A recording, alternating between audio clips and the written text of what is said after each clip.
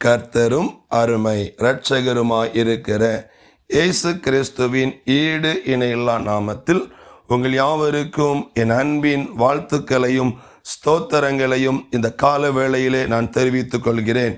இந்த நாள் உங்கள் வாழ்க்கையில் ஒரு நல்ல நாளாய் கர்த்தர் மாற்றி அவர் உங்களை ஆசீர்வதிக்க போகிறார். பறந்து காக்கிற ஒரு பட்சியை போல கர்த்தர் இந்த வார்த்தையை கேட்கிற உங்க மேல அவர் கண்ணோக்கமாய் இருக்கிறார்.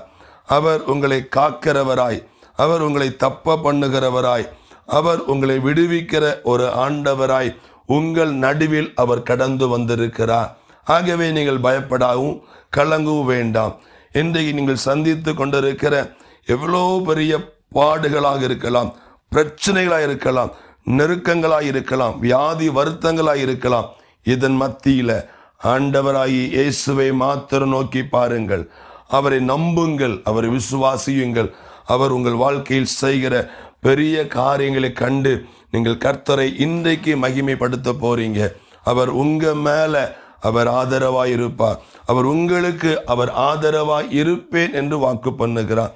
ஆகவே இந்த நாளிலே நமக்கு ஆதரவாய் இருக்கிறவரையும், நம்மை காத்து கொள்ளுகிறவரையும், நம்மை தப்ப பண்ணுகிறவரையும், நம்மை விடுவிக்கிறோமா இருக்கிற ஆண்டவரை நோக்கி பார்ப்போம்.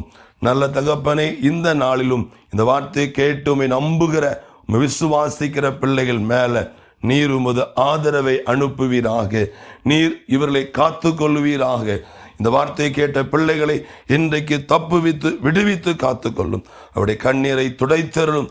அவருடைய வேதனைகள் மாறட்டும், நிந்தைகள் மாறட்டும், நெருக்கங்கள் மாறட்டும். ஆண்டவரே, இன்றைக்கு தேவன் செய்கிற அந்த மகத்தான காரியத்தின் நிமித்தம் இப்படி உள்ளம் மகிழ்ந்திருக்கட்டும். இயேசுவின் நாமத்தில் ஜெபிக்கிறோம் நல்ல தகப்பனே, ஆமென்.